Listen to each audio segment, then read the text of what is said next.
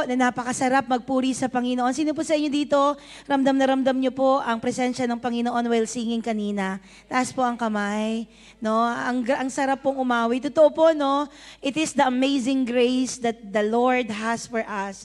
Ang dahilan bakit po tayo nagpapatuloy sa ating pong mga lakad sa buhay. Can I hear amen on that? No? Purihin ng Panginoon. We are in first week ng June at nandun na po tayo sa kalagitnaan ng taon. Maya-maya lang yan, mga susunod na mga linggo, makakarinig na tayo ulit ng mga Christmas songs. No? Grabe ang bilis po ng panahon. Nakita niyo po ba? No? Parang kahapon lang, December, ngayon nasa June na po tayo. At we have new series to discuss this month po. Ang ating pong bagong series is Able to Devote. No? So, pag-uusapan po natin yan ngayon, yung unang-una po sa ating pong series. Ang title po ng ating pag-uusapan ngayon, Be Devoted to the Teaching of God's Word. Alright? What do you mean by devoted? Pag sinabi pong devoted, this is the synonymous word ng salitang faithful. Be loyal. Be faithful, no? Pagdating sa pagtuturo ng salita ng ating Diyos na buhay. And today, to give honor to the reading of the Word of God, I invited everyone to please rise, no? Babasahin po natin yung Gawa 4 verses 1 and 2. I'll be reading verse 1, you are going to read verse 2 po. Sabi po ng verse 1, nagsasalita pa sina Pedro at Juan sa mga taong bayan nang dumating ang mga paring Hudyo, ang kapitan ng mga bantay sa templo at mga Saduceo. Verse 2, kayo po, 1, 2, ready, begin. Galit na galit sila sa dalawang apostol dahil itinuturo ng mga ito sa mga tao na si Jesus ay muling nabuhay. At iyon ang katibayan ng muling mabubuhay ang mga patay. Pinagpala po ang pagbasa ng salita ng Panginoon. Tayong pong lahat ay yuyuko at manalangin. Ama naming Diyos na makapangyarihan sa lahat, kami po ay nagpapasalamat at nagpupuri sa iyong katapatan at kabutihan po sa aming pong mga buhay. Ang aming panalangin sa oras na ito, sa aming pag-aaral ng iyong salita, bigyan mo po kami ng karunungan na nagmumula sa iyo upang aming maunawaan, Panginoon, ang iyong salita at ito ay magkaroon po ng application sa aming pong pang-araw-araw na pamumuhay. Lord, today, I pray, Panginoon, na gamitin mo lamang po ako bilang alulod ng iyong pagpapala. Wala pong ibang pangalan na papararangalan sa oras na ito, maliban sa pangalan ng aming Panginoong Yesus. Holy Spirit, take charge this afternoon. May your word illuminates us. In this we ask, in the mighty name of Jesus, and everybody say, Amen and Amen. Pwede po ba nating palakpakan ng pinaka-the best clap of praise ang ating Diyos na buhay sa oras po na ito? Sige po, tayo po ay makakaupo sa hapon po na ito. Glory to God. Doon po sa passage na binasa natin, kung mapapansin po natin, nagsasalita. Sa ibang translation, ginamit nagtuturo. Nagtuturo daw po ang mga apostol. No? Nagtuturo ang mga apostol, kaya lang may mga taong hindi natutuwa sa kanilang itinuturo. Which is, itinuturo po ng mga apostol na ito, na alin, ang muling pagkabuhay ng ating Panginoong Jesucristo. At yun daw po kasi ang katibayan ng muling mabubuhay ang mga patay. At ayaw po ito ng mga Hudyo, ng mga paring Hudyo during this time. Ayaw po ito ng kapitan ng mga bantay ng templo. Ayaw po ito ng mga Saduceo. Sila mismo na mga taong simbahan, hindi po sila naniniwala na ang Panginoong Yesus ay nabuhay mula sa mga patay. Hello, may kausap po ba ako ngayon? The church, sino mag-a-agree po sa akin, needs to strip away all of the stuff and be like Acts 2 church. Ako po naniniwala, ang bawat isa po sa atin, ang tahanan ng Diyos sa lugar po na ito, nais po ng Panginoon na maging Acts 2 church tayo. Pastora, what will be their character? Ano po bang mga pag-uugali meron ng Acts 2 church? Are you excited? Pastora, ano po ba yon? Kasi kung sinasabi mo na kailangan maging Acts 2 church tayo, ano ang pwedeng makuha ko? Ano ang pwedeng makuha natin sa kanila para maging kagaya tayo or natin sila? No? Tingnan po natin.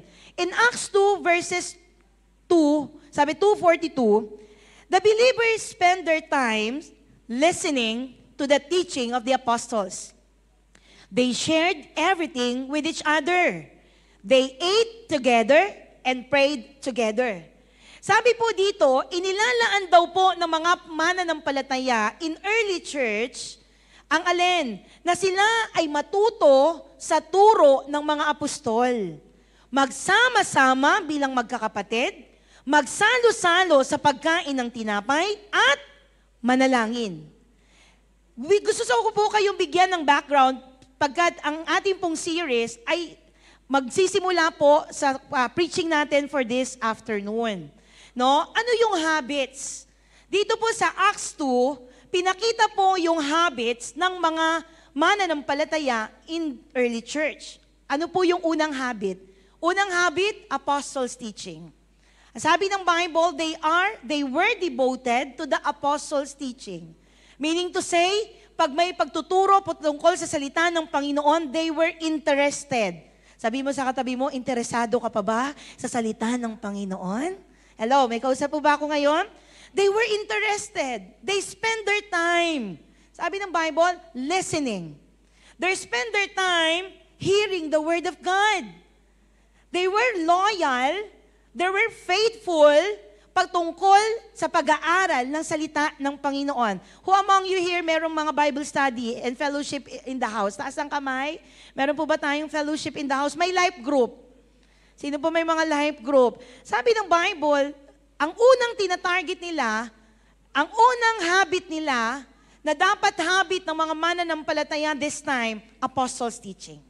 Yung mga tinuturo ng mga apostol. Mamaya, we will go deeper. Ano po ba yung apostles' teaching? Pangalawa, na kanilang habit is yung tinatawag na fellowship. Can we say the word fellowship? Sa mga life group, right after po ng life group may kainan. Can I hear amen on that? Sino po sa inyo dito, nagpe-prepare po kayo kapag may life group? Kasi after nun, pag sinabi ng life group leader, life group ended, fellowship begin. Tama po ba? Pag narinig mo na yon, that is the sign na kakain na tayo. Yes! Kakain na. Tama po ba? During this time, yung mga early church leaders or early church people, they love to share. Take note of this, ang sabi ng Bible, everything. Meaning to say, anumang meron sila, masaya po nilang ibinabahagi sa kanilang mga kamanggagawa, sa kanilang mga kapwa mananampalataya.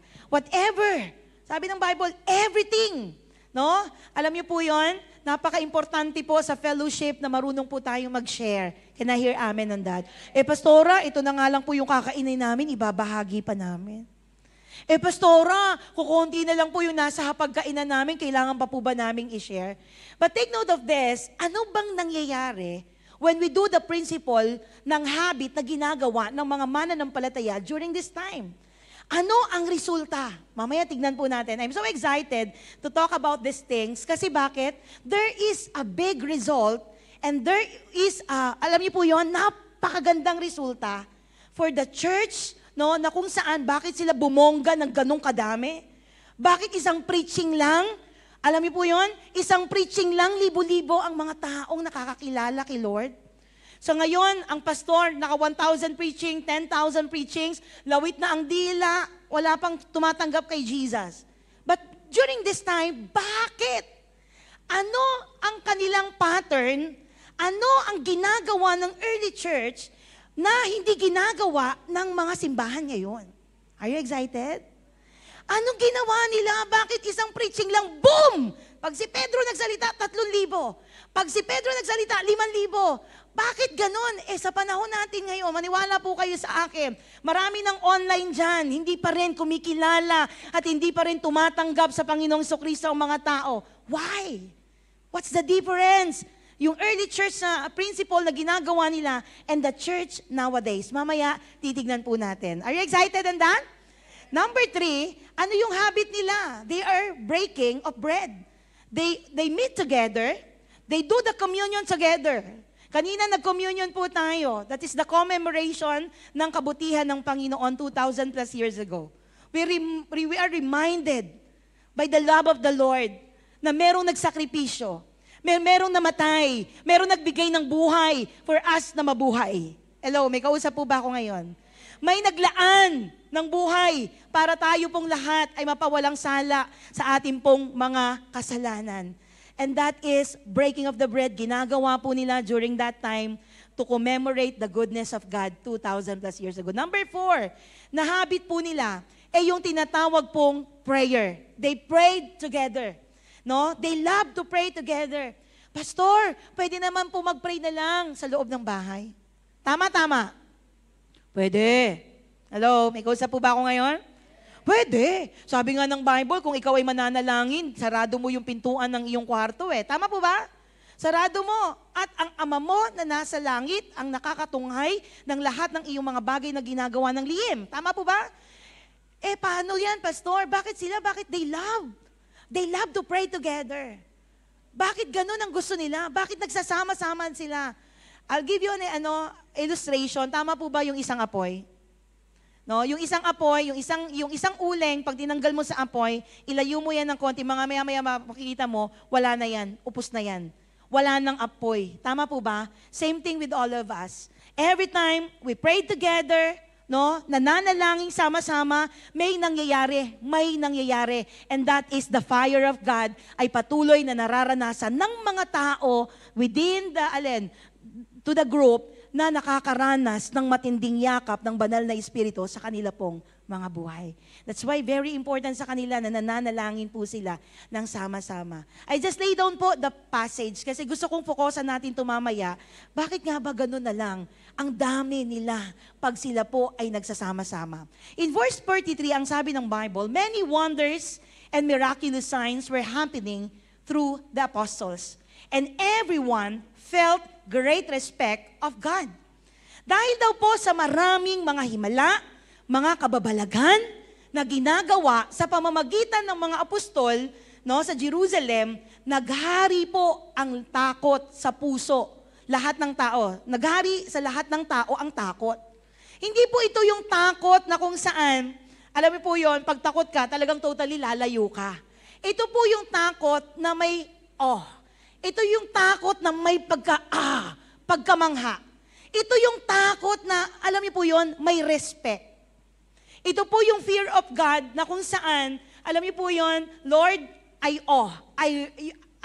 stand in awe of you. Lord, alam niyo po, binibigay ko po yung reverence ko sa iyo. That is yung takot na naramdaman po nila. Bakit sila natakot? Because of the miraculous sign. Bakit? Through the apostles, maraming mga may sakit na gumagaling. Ang sabi ng Bible, anino lang ni Pedro, pag lumakad siya, Pedro lang to anino lang paglakad ni Pedro, may mga taong gumagaling. Anino lang ni Pedro. At dito po sa mga pangyayari na to, because of the miracles, because of the signs na nakita ng mga tao during that time, ay, ang galing. Kilala niyo ba yon? May pangalang Jesus. Ang sabi nila, nagpapagaling, bumubuhay ng mga patay. Alam niyo po, nung nalaman to ng mga tao, of course, nagkaroon po sila ng fear of God. At pagdating ng verse 44, all the believers stayed together and shared everything. Sabi po, lahat daw ng mga mananampalataya ay sama-sama. Can we say the word sama-sama? Sabi mo sa katabi mo, hindi kanya-kanya. Sama-sama po sila. At ang sabi ng Bible, shared everything. Sinishare nila whatever meron sa kanila. Pagdating ng verse 45, at dito po, ito po ang susi. Bakit? Isang preaching lang, marami ang nakakakilala. In verse 45, they sold their land and the things they owned. Then, they divided the money and gave it to those who needed it. Ano sabi? Ipinagbibili nila ang kanilang mga ari-arian at yung napagbilan, ipinamamahagi sa bawat isa ayon sa kanilang pangangailangan. Bakit isang preaching lang? Marami ang tumatanggap kay Jesus. Why? Kasi natouch yung pangangailangan ng tao. Hello, may kausap po ba ako ngayon? Pastora, parang napaka-imposible sa panahon natin ngayon. Sino mag-a-agree? Yung pinaghirapan mo lang yan. Pamana sa akin to ng nanay ko, hindi ko basta-basta ibibigay. Hello, may kausap po ba ako ngayon? Ano susi nila? Because they devoted themselves to the Lord, because they are faithful to the Lord, kasama na naging tapat sa kanila whatever possession na meron sila. Wow. Alam niyo po, dito umiiyak ang puso ko. How's the church nowadays?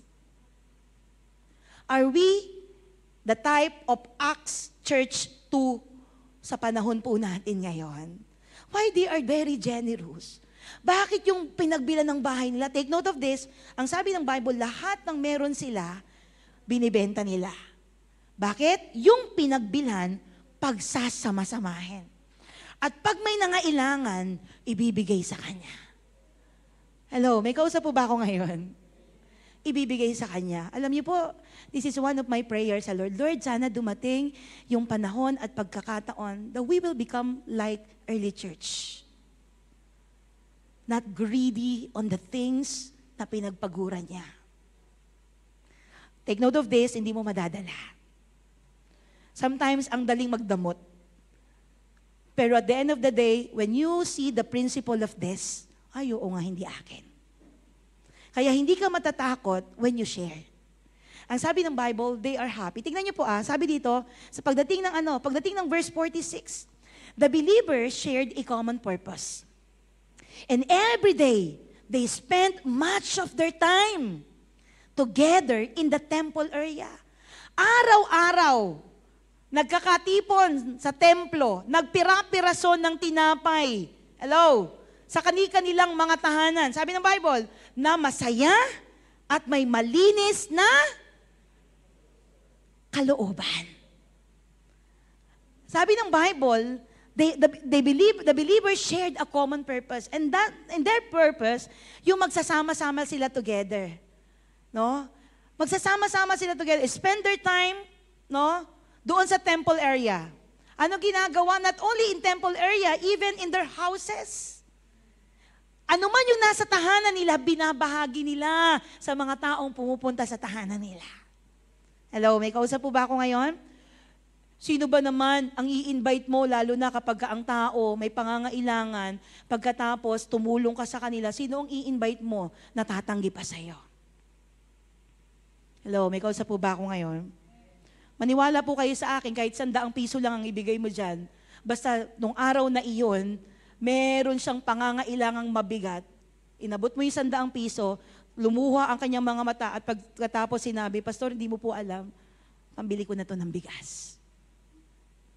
Pastor, hindi mo po alam, itong 100 piso mo na ito, budget na namin to within this week. Hindi po natin alam. But sometimes, parang ang hirap i-share. Wala na nga kami, Pastor. You know what, brothers and sisters in Christ? Pag natutunan natin ito, madaling mag-invite.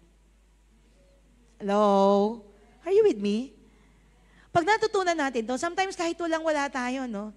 Yung kakainin na lang natin, ibibigay pa natin sa iba. Alam niyo po, mga magulang at mga kapatid, bakit gano'n na lang nila ginawa ito? Bakit gano'n na lang nangyari sa kanila ito? No? Grabe po. Bakit nila ginagawa ito? Because they respect God.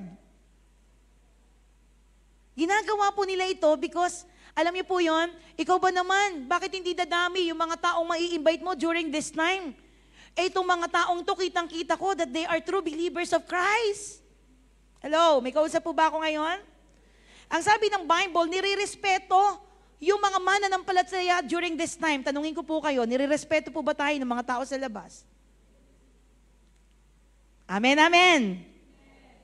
Nung panahon na yon, bakit nila sabi ng verse 47, the believer praised God and were respected by all the people. Who? Take note, all.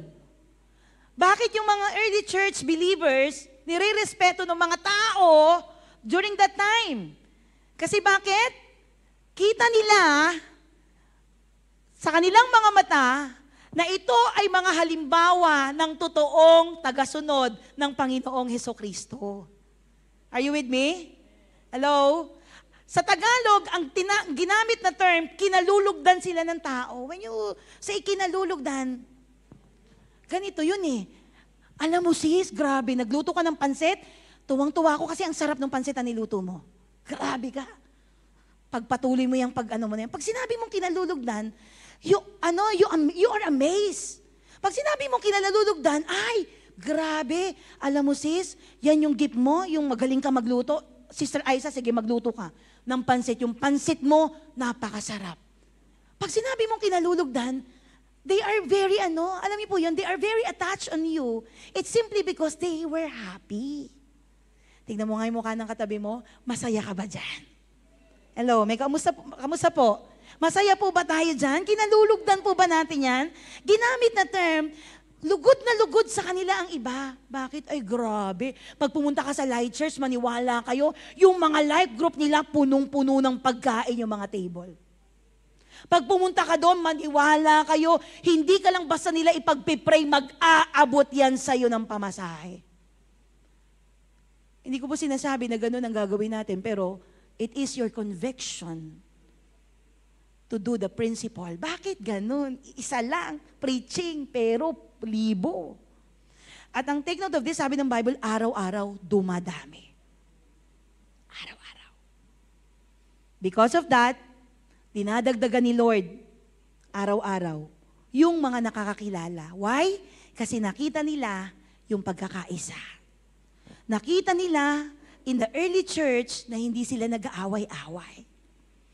Nakita po nila walang inggitan. Okay? Meron akong lupain na na-acquire. O sige, benta natin yan.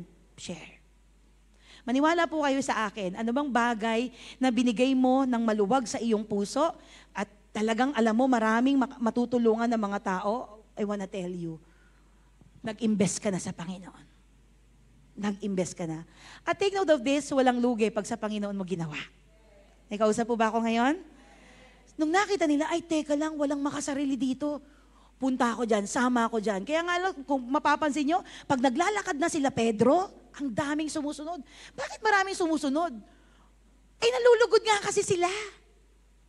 Bakit ang daming bumubuntot?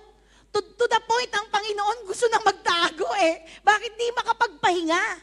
Bakit nila ginagawa yon? Kasi nakita nila, kalugod-lugod ang ginagawa ng mga to. They were very loving, they were very caring. Sabi ng Bible, they are devoted to do yung mga bagay na iyon. What you are hungry for? Kamusta po tayo bilang mga mananampalataya sa panahon ngayon? What is the important to know to you now as a believer? Anong mahalaga sa atin ngayon? Mahalaga po ba sa atin ngayon yung tayo po ay nagtatrabaho, pagkatapos uuwi ng bahay, pagkatapos every Sunday pupunta dito, pagkatapos wala na? Ano po yung pinagkakaabalahan natin bilang mga anak ng Panginoon? Are we children of God? Yes. Lahat po tayo. I'm gonna leave that question to you. Ano ang mahalaga sa iyo ngayon na mahalaga sa Panginoon? In the early church, they devoted themselves to the apostles' teaching. Bibigyan ko na ng body. Introduction pa lang po ako. Sabihin sa katabi mo, diyan ka lang, wait ka lang. No? Bigyan natin ng body. What was the apostles' teaching? Ano ba yung turo ng mga apostol?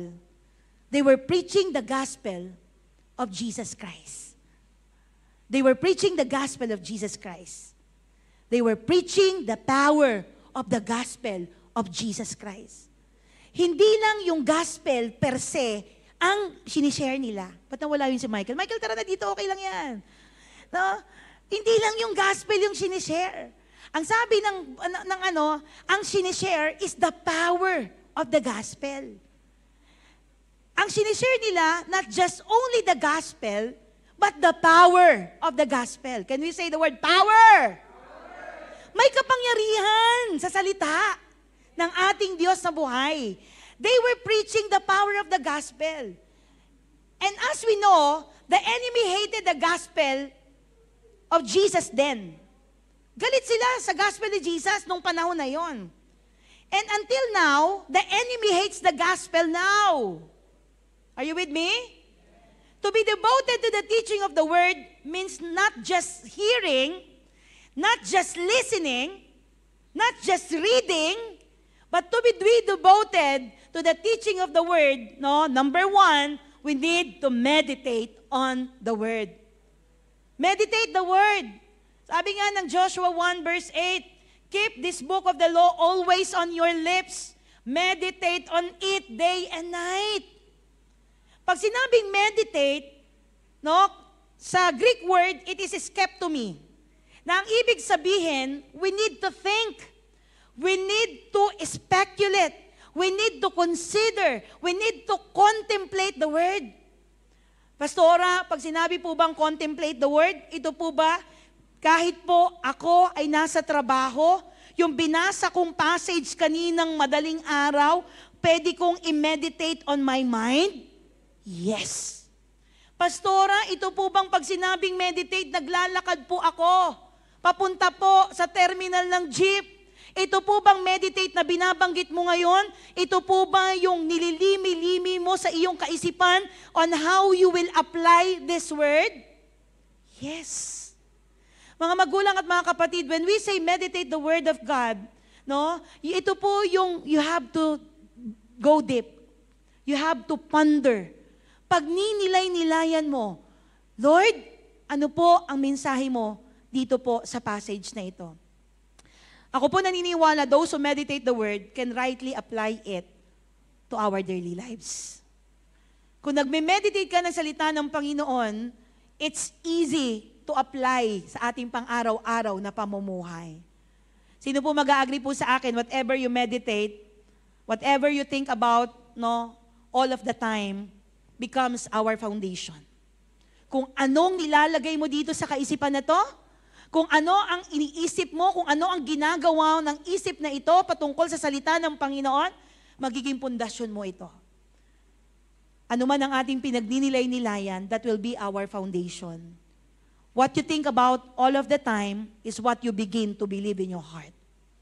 Kung ano iniisip mo, yan ang pasimula ng paniniwalaan mo. Agree, disagree? Because you meditate on it. Pinaniniwalaan mo yan. Why? Kasi nilalagay mo sa isip mo yan. No? If you think about things that are not of God, sabi ng iba, kaya lang naman ako yumaman, hindi naman dahil kung kanino eh. Alam niyo po, naka-encounter po ako ng isang mayamang tao. At grabe po.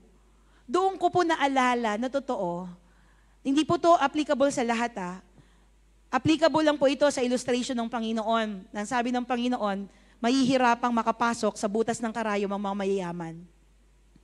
Hindi po to unfair para sa mga mayayaman. Kundi ginawa lang po niya itong illustration doon sa taong ang kanyang kayamanan ay mahal niya. When I encountered this person, nalungkot ako. Sabi ko, kasi nag-bless ako ng business niya. Yung pag-acknowledge na yung mga bagay na meron, hindi pa ganun kaano sa kanya. Sabi ko, Lord, grabe, may mga tao pala. Akala ko sa pinikula ko lang nakikita. Kaya naman po ako yumaman kasi bata pa lang ako, nag-work na po ako eh. At saka talagang binigay ko na yung buong buhay ko. Para lang ako ay makapag-provide sa pamilya ko. Ako ang naging breadwinner sa family. Ako ang naging gano'n. Nung pinapakinggan ko siya, I was crying inside. Na Lord, kawawa. Kawawa. And I remember yung sinabi ng passage na mahihirapan ang mga mayayaman to enter even doon sa butas ng karayo. Kasi sabi ko, why? Because there's no acknowledgement na kaya siya pinagpala at pinayaman ng Panginoon. It's simply sinamahan siya ng Diyos. Hello, may kausap po ba ako ngayon? Kaya ka nandyan sa posisyon mo kasi pinagpala ka ng Diyos. It is not on your own. Hindi ikaw yan. Hindi ako yan.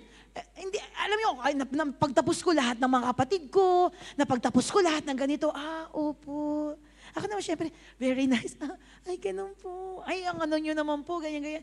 Sa isip-isip ko, Lord, dumating ang panahon na itong taong ito makakilala sa'yo. Oh? If you think about things that are not of God, doubt can enter. Hindi mo na paniniwalaan ng Diyos. Doubt is fear-based and fear-dependent. Pag nagduda ka na, ang duda ay batay sa takot at nakasalalay sa takot. Pag nagduda ka na, papasok ang fear. Fear connects you to Satan. And it will choke out your faith in God.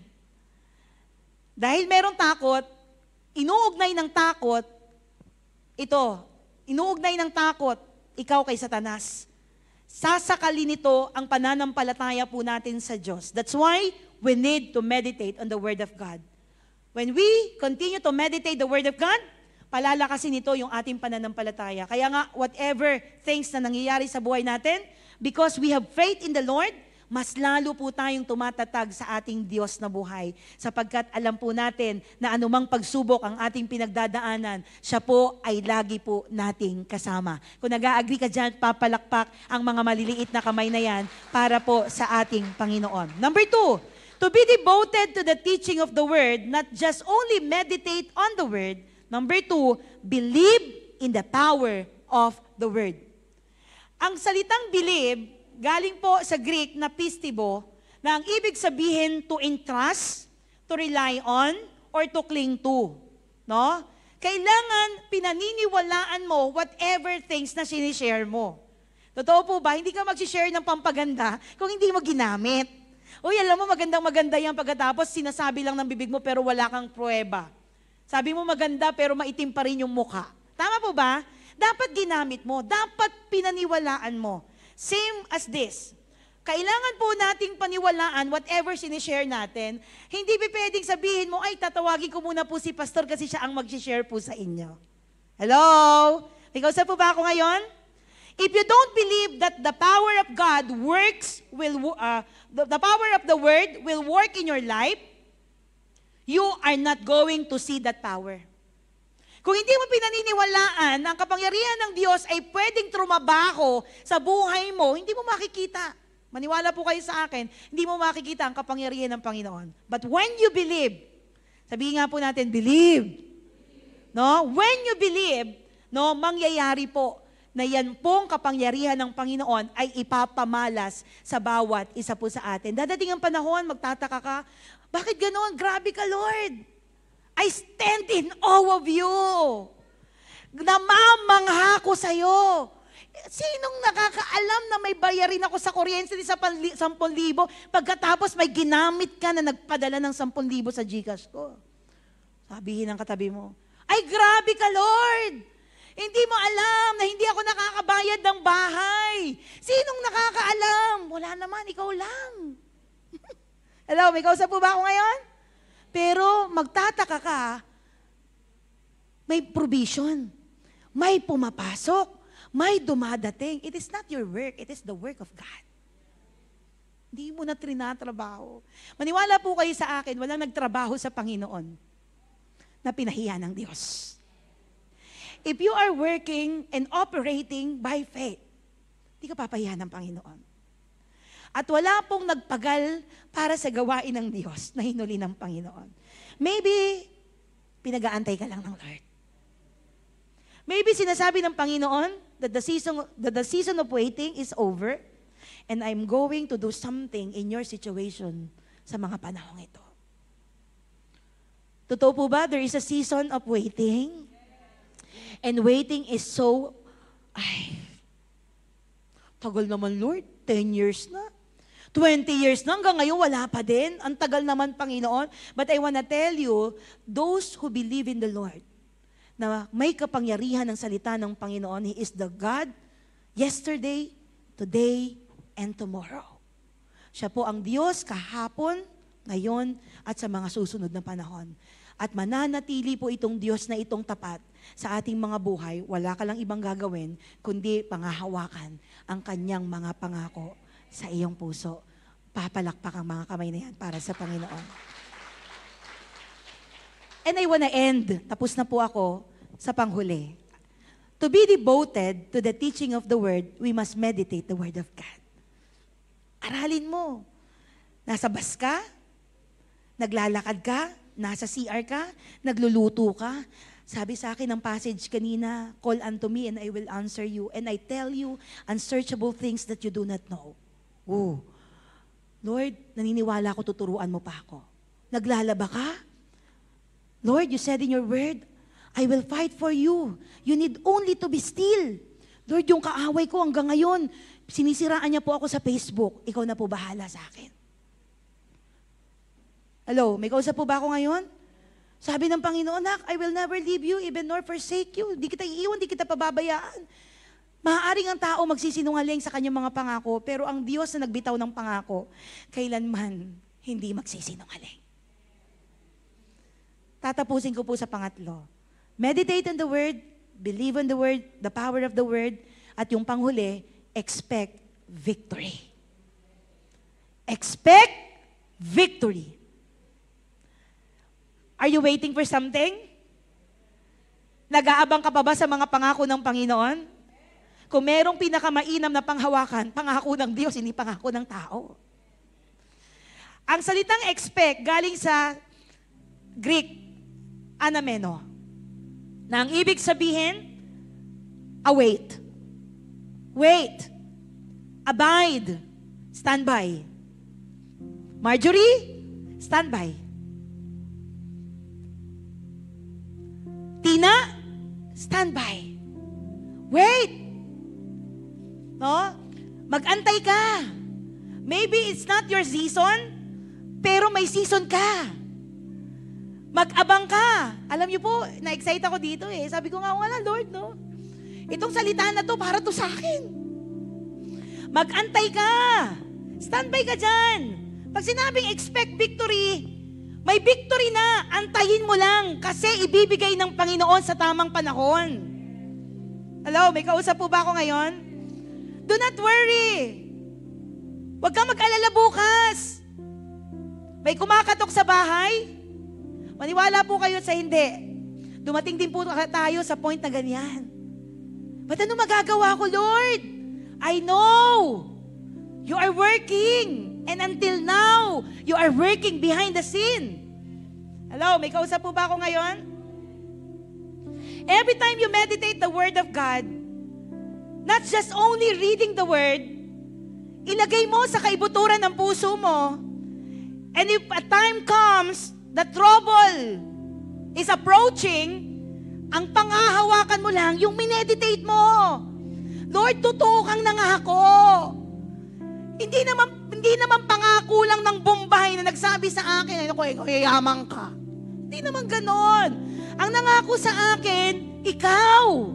Kaya ang gagawin ko, dahil ang pangako galing sa'yo, wala akong ibang gagawin, kundi pangahawakan ko tong pangakong ito, kasi naniniwala ako, Panginoon, at pinananampalatayanan ko na may kakayahan ka na magbago ng sitwasyon ko.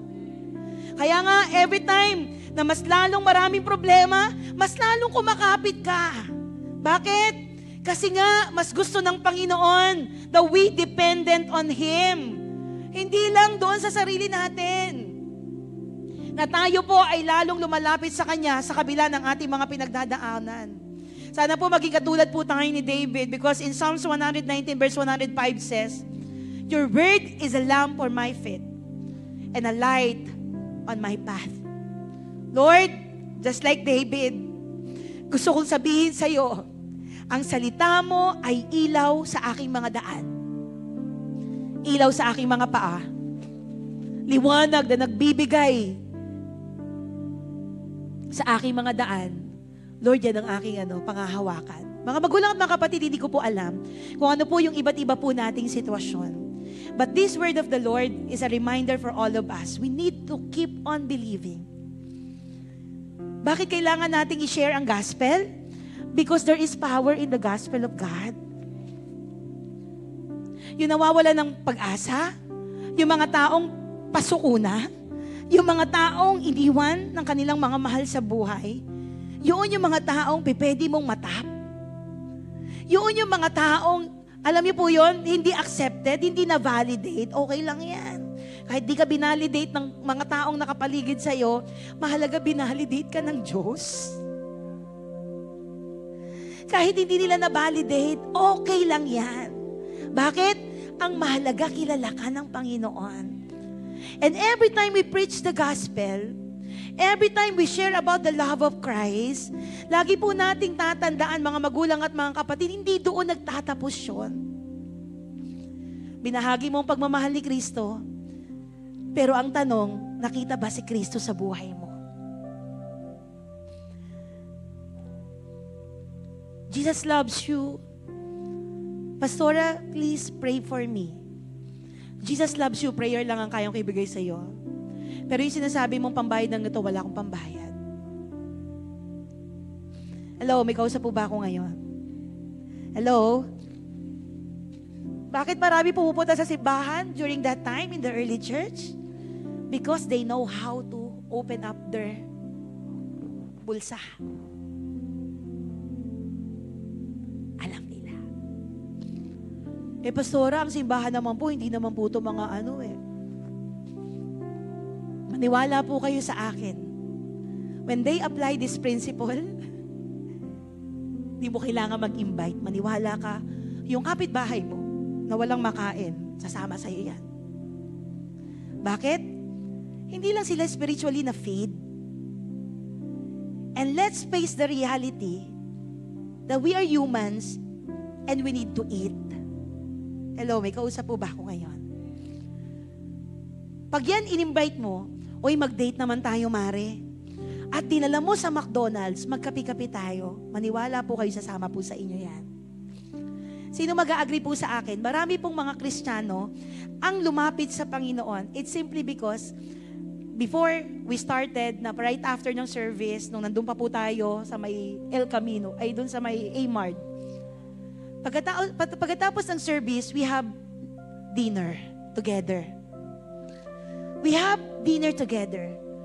At isa po sa na-win namin because of that food. And even him can testify na na-win siya through that. Si Pastor June. You know what, Pastor? Sabi niya ganun. Nung time na ini-invite niyo ako doon sa A-Mart, sa likod ng court, yung bahay po doon, nakakilala ako sa Panginoon kasi pagkatapos ng service may kainan tayo. It is not because of the kainan. But it is because of the fellowship. Walang kamag-anak dito sa Bulacan. Pero dahil may mga kapwa mananampalataya, living together, stayed together, praying to each other, alam niyo po, na-win siya. Ngayon si Pastor June, pastor na. Because of that. Ang binababa ko ngayon, maaaring sabihin ng iba, pastor, early church yun. Di na yan applicable sa panahon natin ngayon. Maniwala po kayo sa akin. Yung kumakalam na tiyan. Pag yan po ay alin, naabot mo through your help, sasabihin lang niya, grabe, Lord, namamangha ko sa'yo. Kasi yung mga bagay na hinihiling ko sa'yo, ginamit mo itong taong ito, Lord, namamangha ko sa'yo. Sino po sa inyo dito gusto marami makakilala sa Panginoon? Taas po ang kamay. Can we apply that? Pwede po ba natin i-apply yun? Magsisimula po yan sa kapitbahay. Magsisimula po yan sa mga taong nakapaligid sa atin, within our community, within our workplace, within our classmates and mga teachers. Doon sa mga alam mo, wag mo i-apply yan sa loob lang ng simbahan. Kasi ang iwiwin mo, mga unbeliever. Maniwala po kayo sa akin, hindi matatapos ang taon, mapupuno po ang simbahang ito. It's simply because yung ginawa ng early church, ginawa rin natin. Amen. Right now, I do not know, ano ba yung kinagugutuman mo ngayon? Are we hungry for position? Are we hungry for possession? Are we hungry for power? Power, position, possession. Those are materials. Yun ay mga bagay na pang dito lang. But if we hungry to become more like Jesus, to become more like Christ, sasabihin ko po sa inyo, sasabihin ng mga kapitbahay nyo, gusto ko yung Jesus na pinaglilingkuran mo. Kasi grabe. Kitang-kita ko sa buhay mo. Sa hapon pong ito, tatayo po tayong lahat in the presence of the Lord. And let's continue to contemplate to the Word of God. Lord, I want an application. Kasi sayang yung salita mo, Panginoon, without any application. Ang aking panalangin, Panginoon, sa oras na ito, ikaw ang patuloy na manguna sa bawat isa po sa amin. Lord, take charge. Take over. Live in us. Mamuhay ka sa amin, Panginoon. Breathe in us, Lord, so we can live this life, O God, na meron po kami, Panginoong, impact sa mga taong nakapaligid sa amin. ang aming panalangin sa mga oras na ito. Makita mo ang bawat isa sa amin na nagpapagal na makasunod sa kalooban mo. Makita mo kami, Panginoon, na sa kabila ng iba't ibang mga sitwasyon, kaya namin, Panginoong, maging kagaya mo. Today, Father, we will continue to surrender. We will continue to give our lives once more. Kasi naniniwala kami, Panginoon, na hindi namin kakayanin on our own, but God, kakayanin namin dahil alam po namin kasama ka namin. Today, as you close your eyes and bow down your head, let's continue to go ponder. Go deeper. Lord, I want to be more like you. Live in me. This is my prayer. This is my prayer. Ora karabasi karababahay. Ora karabasi karababahay. Abide in us, O God. Abide in me, I pray. Oh, hallelujah. Here I am longing for you. Hide me in your love.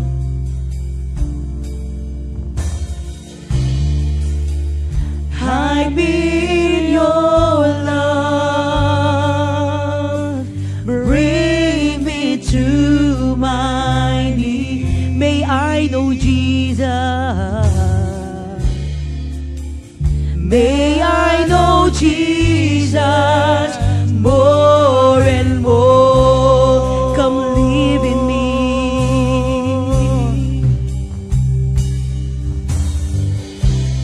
Come live in me. Gawin mong panalangin yung awit na yan sa oras na ito. Lord, mamuhay ka sa buhay ko. Take over, O God. Take over, Lord God. Come breathe in me. Ora karabasi karababahay. And I will rise on eagle's wings. Come live in me. This is our prayer, Lord. Live in us, O God. Take over, Lord. Take charge. Take charge. Take charge on our finances. Take charge on our relationship. Take charge, O God, on our troubles. Take charge, Lord, in every aspect of our lives. On eagle's wings. Come live in me, Lord. Gawin mong panalangin sa Panginoon yung awit na yan. Take over! Take over! Take over! Hallelujah! Come breathe in me! Come breathe in me, and I will rise. Those who hope in the Lord! Those who hope in the Lord! Those who hope in the Lord! Lift up your voices! Lift up your hands to the Lord! Oh my life. Lord, take over! Take over in my relationship to my husband! Take over in my relationship to my wife! Take over in my relationship to other people! Take over! Take over, oh God! This is our prayer! Come live in me!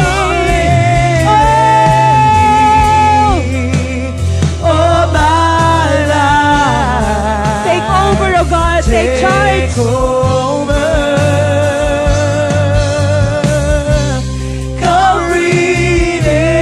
Come breathe in me, and I will rise on eagle's Come live in me, oh God! Come live in me. Nakikita ka ng Panginoon sa mga oras na ito. My life. Anong salita ng Panginoon ang iyong pinangahawakan right now? As you sing this song to the Lord, the Lord is doing something in your situation. And I will rise. God, take charge. On Take charge. eagle's wings. Panginoon. Take charge in our situation. Take charge, oh God, on my family. Take charge on my husband. Take charge, oh God, on my wife, on my parents, on my siblings. Take charge, Lord. Take charge. Take charge, oh God. Take charge on our finances. Lord, continue, Lord God, to illuminate us. Illuminate our mind. Illuminate our hearts, oh God. That we need to believe in you. Whatever circumstances, that we need to believe in the power of the Word. And we will expect victory, Lord God. We will continue to expect victory, Lord God. Oh, my life. Take over. Come breathe in me.